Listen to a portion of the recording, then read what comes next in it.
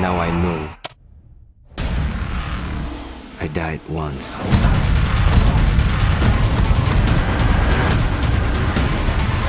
I won't die again.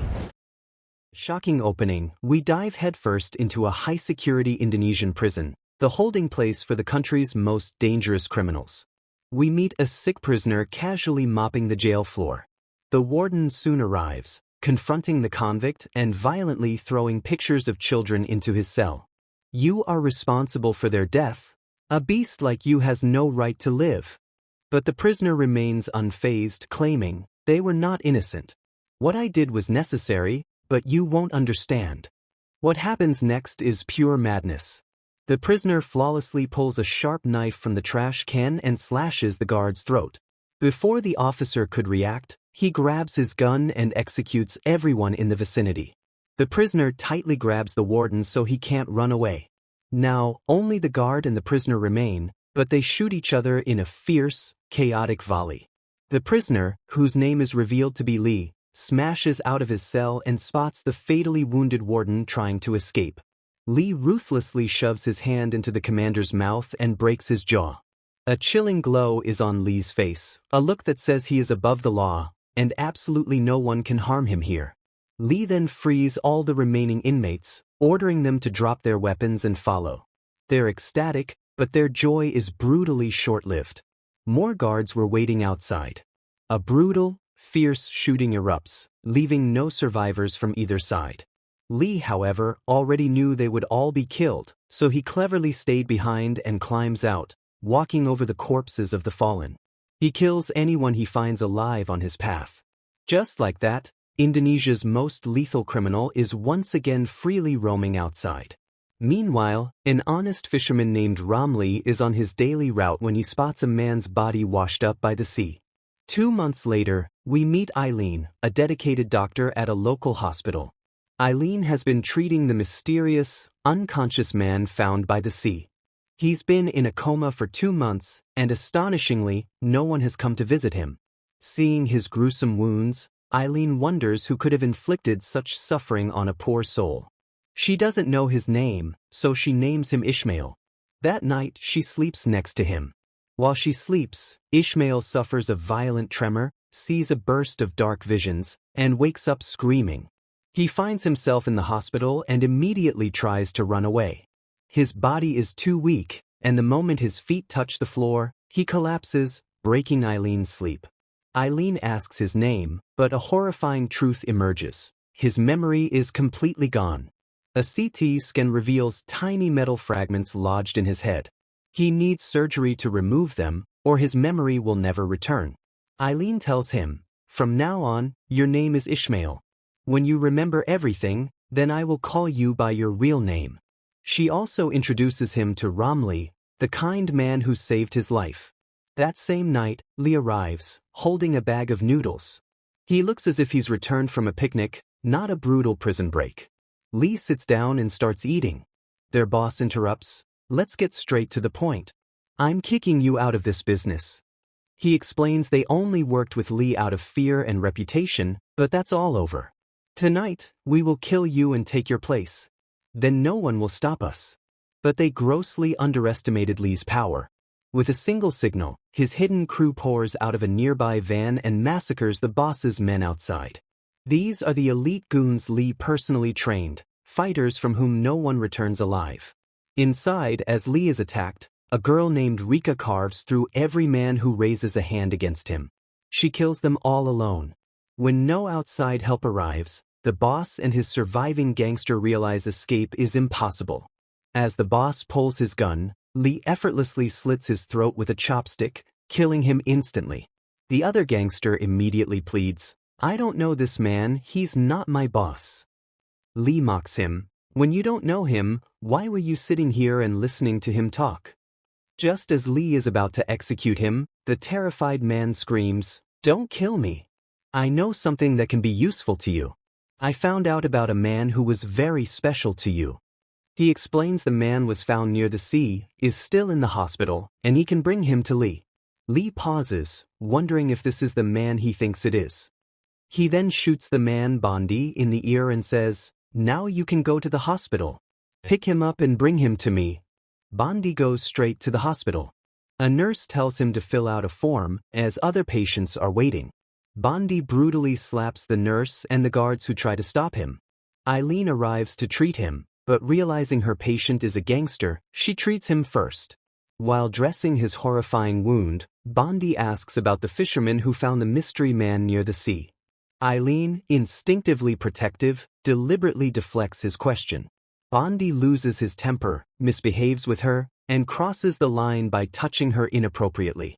Eileen threatens to call security, but Bondi knows he's untouchable and continues to act aggressively. Suddenly, Ishmael appears, grabs Bondi's hand, and crushes his fingers. Enraged, Bondi smashes a glass bottle on Ishmael's head, temporarily deafening him. But Ishmael quickly recovers, catches Bondi by the neck, and squeezes so hard Bondi stops breathing. Just before Ishmael kills him, Eileen calms him down, and Ishmael lets the gangster go. That night, Eileen, shaken by Ishmael's sudden, terrifying violence, asks him, "Who are you? I was very scared to see what you did today.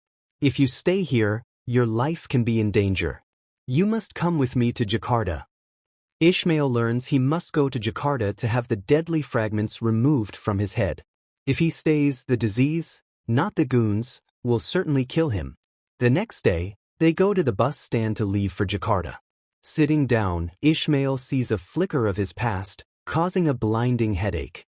Meanwhile, Bondi and his men are nearby, keeping a close eye on them. The bus soon arrives, but a van blocks the view, and the gangsters don't see them board. They follow the bus anyway, completely unaware that Ishmael is not on board at all. On the highway, the bus is violently forced to stop.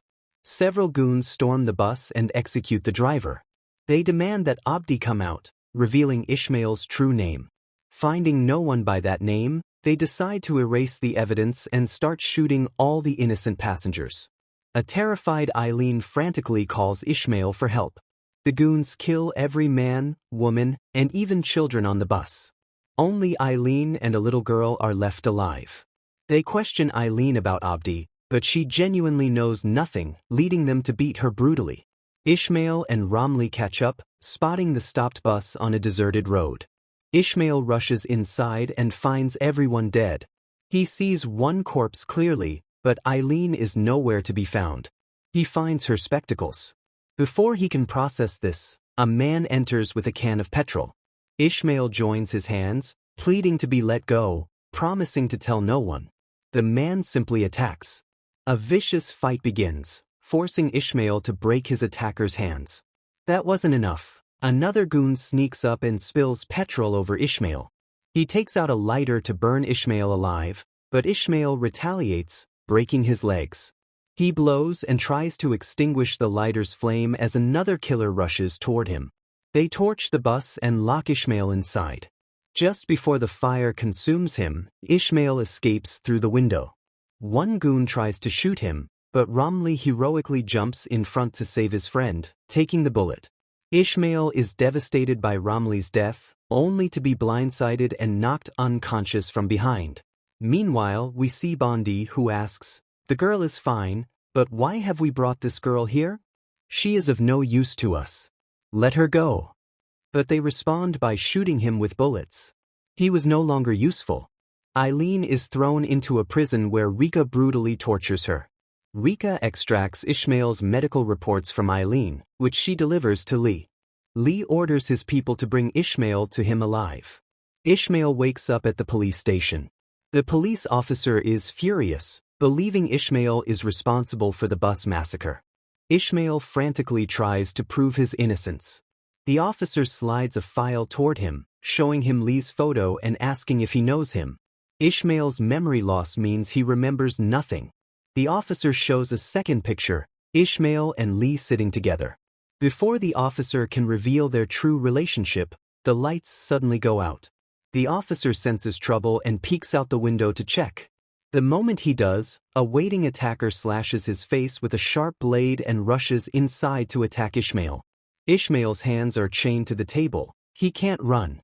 Knowing defeat means death, he fights with everything he has. He finally kills the attacker. A grenade is thrown inside, causing a massive explosion. Ishmael survives, killing everyone who came for him. He rushes toward the gate and sees two more men waiting. One tells the other to go turn on the lights, saying, "I'll fix it." He fires a shot, but Ishmael dodges it. Ishmael tries to attack him from behind, but the lights come back on, and he is caught. A vicious fight breaks out over the gun. The man eventually snatches the weapon. Ishmael hides under a table just as the man runs out of bullets. Before he can reload, Ishmael attacks again, beats him badly, and finally, using his wits, shoots him. The other man sees his friend, whom he loved like a brother, dead and goes mad with fury. They fight brutally. The gangster gets Ishmael in a chokehold, stopping his breath. Ishmael doesn't give up and rains blows on him until the man is defeated. Ishmael decides not to kill him, stating he's not a killer. But as he tries to leave, the man attacks him again, forcing Ishmael to kill him. He slowly realizes that the people he killed were once his friends. He spent his entire childhood with them, but sadly, it was too late to repent. On the other side, Eileen has a secret, pointed scissor hidden on her. Lee arrives, confirming she is the one who saved Abdi's life. He orders his men not to kill her. But suddenly, the ground shatters beneath Lee. Abdi has picked up the phone and remembers everything. In a rage, Lee grabs Eileen's neck, demanding Abdi come to him quickly, threatening to kill her otherwise. He gives Abdi the location. Taking advantage of his distraction, Eileen attacks him with the scissor. Lee mocks her, "You should have attacked my neck. The nerve is there. You don't even know that much being a doctor." Lee waits for Abdi. Seeing a broken sword, he remembers the day he tried to kill Abdi. Abdi had killed his best fighter. He realizes if his current men can't stop him, he must kill Abdi himself. Meanwhile, Abdi reaches a forest. There he finds a deep well. Seeing it, a painful memory surfaces. Lee used to throw children down this well and keep them starving for days or weeks. When they were desperate, he would toss a single bottle of water down. To survive, they would kill each other for the water. The survivors were pulled up, trained to be sadistic killers, and adopted as Lee's loyal robots for life. Abdi, Teju, Tano, Rika, and Baysai were all survivors of that well. Abdi suddenly realizes why he was so violently targeted. He betrayed them all and quit the mafia. Just then his old friend, Baysai, Iron, arrives with a bottle of water. Abdi confirms he remembers everything. Abdi and Baysai were once best friends. Baysai had risked his life for him many times. But today, they are enemies because Baysai chose loyalty to Lee. Baysai wishes Abdi hadn't come, offering him one last chance to leave unharmed. Abdi refuses to leave without Eileen. Abdi moves to attack, but Baysai vanishes. It was a trick. Baysai immediately attacks. Baysai is better and stronger than the other fighters, and Abdi struggles to stand against him. Baysai gives him no chance to attack, landing blow after blow, causing deep wounds. Finally, after taking a terrible beating, Abdi connects with a single, crushing punch that Baysai cannot bear. Blood flows from Baysai's mouth, and he quietly leaves. Abdi follows and finds Baysai dead on the coast. Before he can react, Rika shoots him. He saves himself by hiding behind a large stone, and when he gets a chance, he attacks and snatches her gun. Abdi remembers that Rika is the same girl who shot him, causing his current amnesia. Rika whispers, "Do you remember how close we used to be?" She tries to approach him, but Abdi pushes her back, pleading not to kill her. Rika, heartbroken, shouts, "Did you forget our relationship for that girl?" and attacks Abdi with a knife.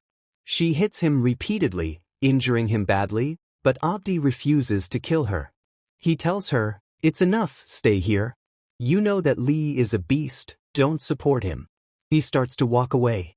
Rika betrays him again, trying to kill him. Abdi hits her head, injuring her badly. He picks up her knife and orders her to back away. It seems like a truce. But as Abdi reaches out to help her, Rika shoots him again. She shoots him multiple times. Abdi opens his eyes and she lets the knife fall into her stomach. Abdi suffers terribly from her death, but there is nothing he can say. The final showdown, headshot. Lee waits impatiently for Abdi, hoping he'd come crawling on his knees. Instead, the opposite happens. Abdi calls him, declaring he is standing right outside. Meanwhile, a man comes to Eileen's cell and tries to rape her. The little girl they saved hits him on the head, which only makes him beat both Eileen and the girl brutally. When an opportunity arises, the girl grabs his rifle and Eileen attacks him. The attacker thinks their trembling hands can't fire a shot. But the little girl removes the lock on the rifle and Eileen shoots him with bullets. They go outside and kill another guard.